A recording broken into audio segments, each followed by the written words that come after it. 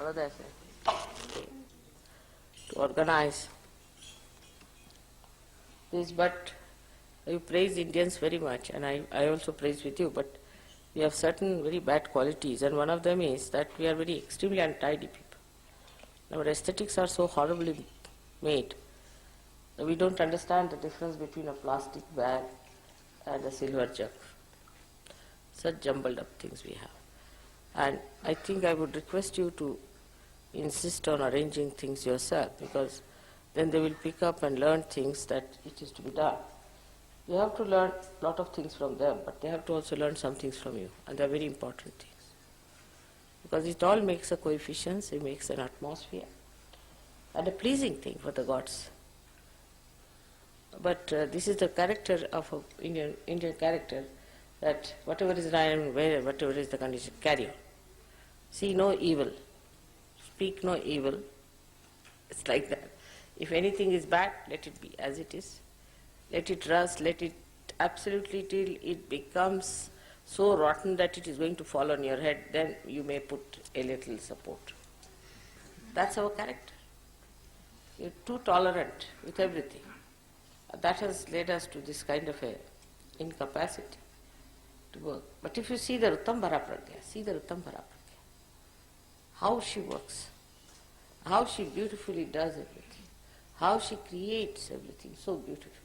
There's so much neatness. If you go to a jungle, you will not find anything dirty, filthy, smelling, nothing. Everything washed off, cleaned out. The nature works in beautiful circles. Everything works out so much beautifully that when we call ourselves natural, we should understand that Rutambara Pragya is the most natural thing. And how Rutambara Pragya works is in complete neatness and complete cleanliness of the whole thing. Indians will be personally very, very clean, extremely clean they are, no doubt. But collectively they don't understand cleanliness. If you see their roads, if you see their outside of the houses, it's all dirty. And that is what I will blame our Indian men. You see, they are extremely conscious that they are human beings. You see, we have only two races in India, women and men. There is no third race. Men are not supposed to do any work inside, outside, anywhere. They don't see to the outside of the house. Like in England, I find men are all the time doing the sweeping, swabbing, everything outside. They do mowing of the lawn, looking after the garden, everything. Here the men will be just standing with their hands on their waist and ordering the wives, or not the wife, the servants and all that. And whatever may be, the wife may be dominating as far as money is concerned, but all these things the man is not going to do. He'll just give up, he'll say, I am not supposed to do all these things. That's why collectively in this country we can never be clean people, because our men will just sit down. They won't do anything. Just they won't do anything. Only the women are supposed to do everything, and that's how our collective cleanliness is zero, absolute zero. For example, if there's a WC not working in England, I can't think of any man who will sit down for 5 minutes. He'll himself do it, he'll get a plumber, he'll do some or other, try to manage. Here it's not all right, doesn't matter. It's all right. Don't see no evil. Manage. This is how we have lived all centuries now, I think. And it's high time for all such yogis to change themselves. Now here there are many artists sitting in this part, but the men are not doing anything, puja the women are doing, and the women don't know anything how to do it, so the whole thing can be absolutely wretched. It is not, it is a sort of a character with us, we do this way, but otherwise we have so many qualities. We have so many qualities that you can't imagine how much we have got through our tradition. We are very humble people, we are extremely loving, affectionate, we go to any extent to serve others. We are not cunning people, we are not meticulous, we don't calculate, we are very hospitable.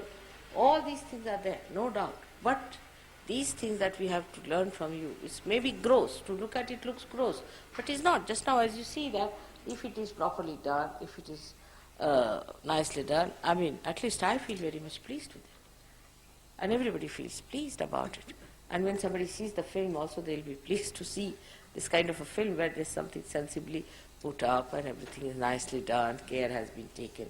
Also shows a kind of a understanding that this is the worship of the Adishakti, and you cannot take liberties with it.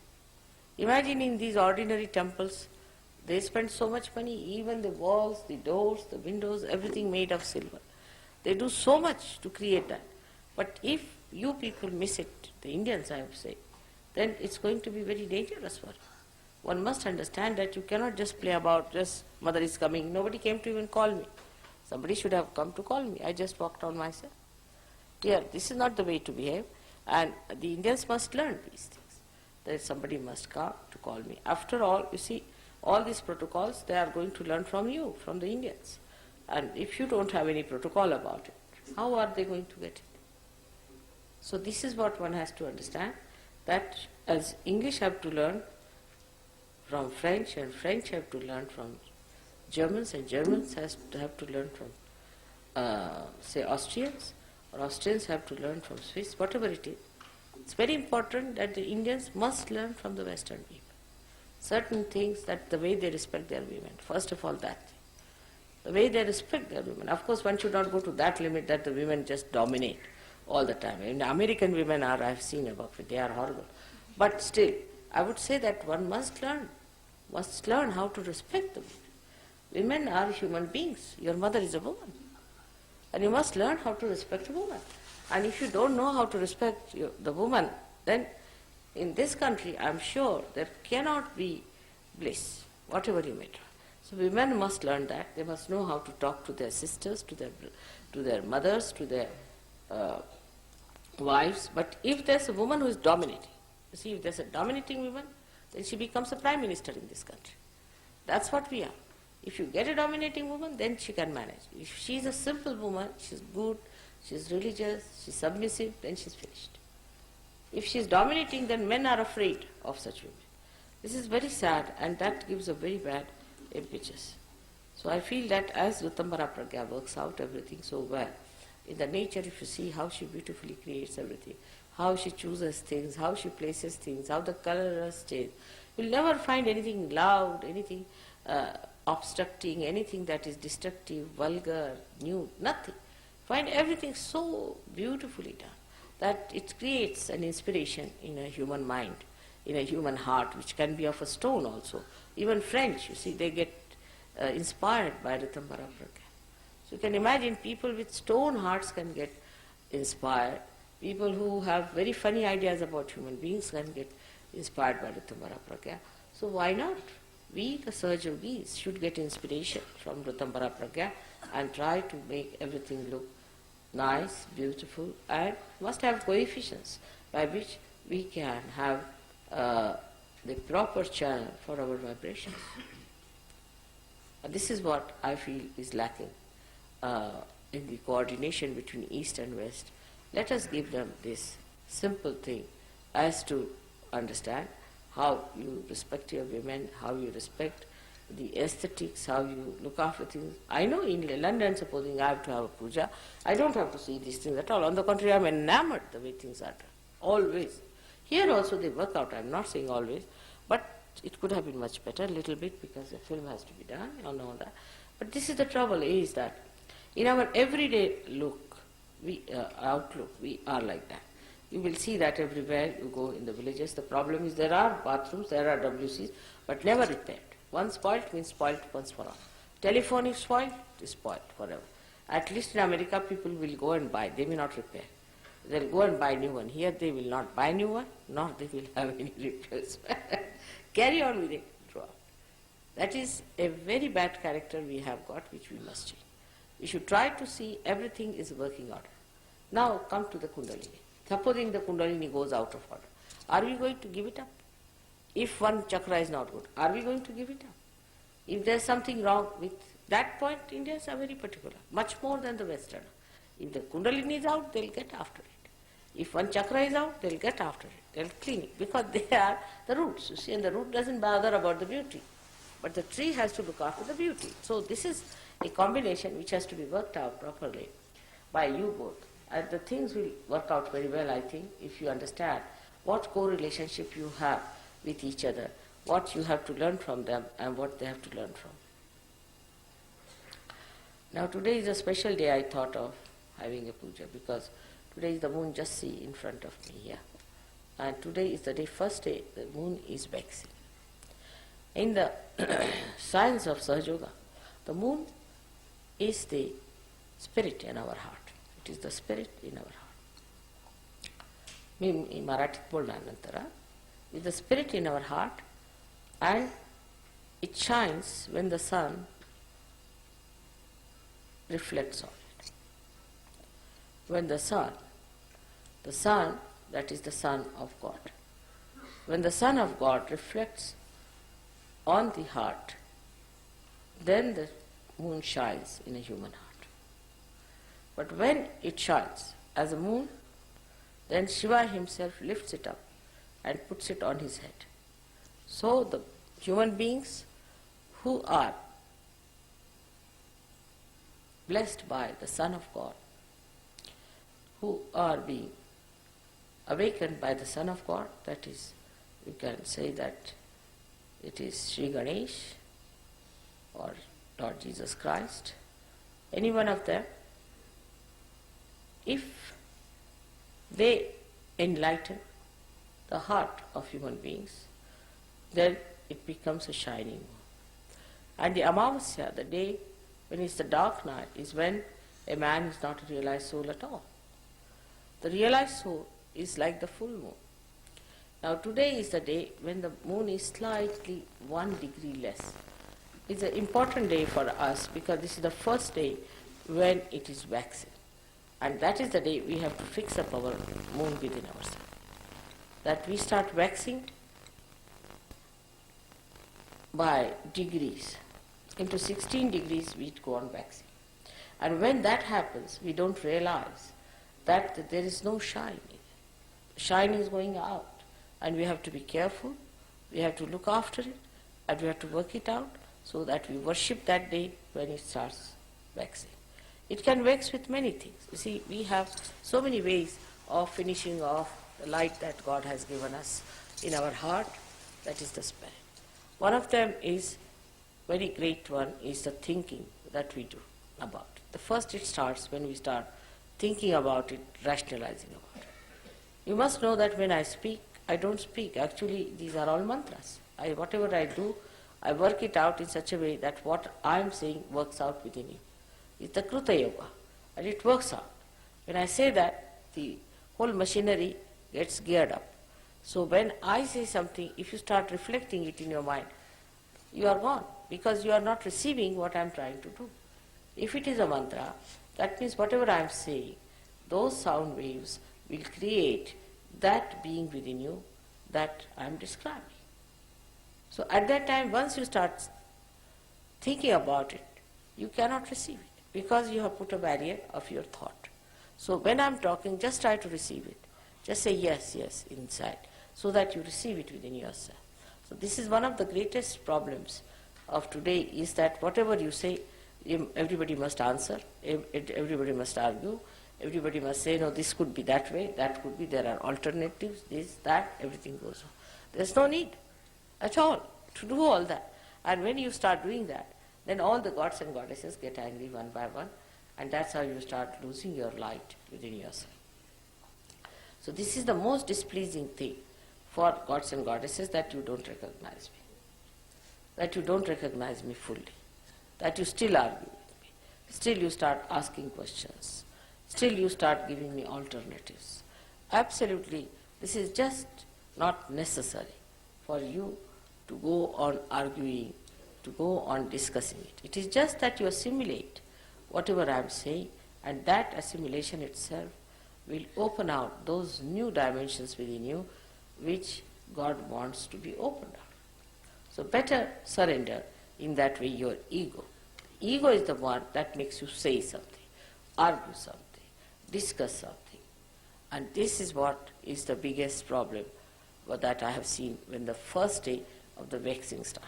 So today is the first day when we should say that, that our ego should not start that drooping down.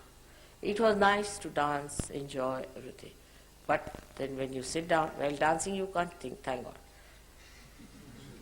But as soon as the whole thing is over, you sit down, again the mind starts going on, tuck, tuck, tuck, tuck. And then we start thinking. And once we start thinking, then we are losing that light which we have received. Sort of the moon has started waxing. And at that point, one has to be careful, because that's the most important thing. If you do not allow it to happen first time, then it can stop. It's very simple to understand that if you can stop sari on a last bit of it, it will not blow out because you are holding on to it. So at the very beginning of waxing of the moon, if you are careful about it, if you are alert about it, it will never happen. Whatever you are achieved will be sustained, and then you can increase. But that's a very important point which we miss, and that's why we have lots of trouble and lots of problems in surgery. So now, as you are moving for your further journey, so many of you are come for the first time, I have to tell you, don't think, don't reflect. In this you must learn from Indians. They don't think about these things. But they have to think, because when they think, they'll start thinking about those things which they have to think. I mean, you don't think, you'll be giving up all that is nonsensical that you have been thinking about. So don't think about it, don't reflect, don't bother.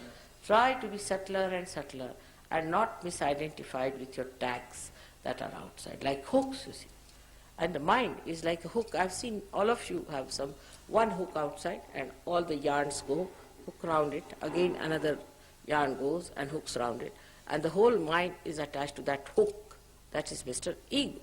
If you can cut your string somehow or other and say, I'm not going to think, I have come here for my spiritual ascent, let me be what I am. If mother says something, I'll listen to it. She scolds me, I'll listen to it. She does something, whatever she does, let me see that as I have come here for chiseling out myself, let her chisel me out, let the nature chisel me out, let the whole atmosphere chisel me out, puja should chisel me out, but you just become like a beautiful, we can say, a jade in the hands of the divine. And allow the divine to take out all your beauty. Just allow the divine to take out your beauty, and then you can enjoy your beauty. But if you hang over to all these old things, then it will be very difficult. So as being the first day, I have started it on the day when the moon is about to wax. See? So I hope you'll be all very careful about it. Be alert. You have to be very alert. You have to go beyond time. You don't have to think about food. Once in a while, if you don't eat, doesn't matter. Nobody's going to die, I tell you. We don't eat for days together, nothing happens to us. So food has not come, the breakfast time, the dinner time. I mean, food is a religion, I think. So everything has a time. Here there is no time for anything. We do whenever we feel like. You see, let's do that way.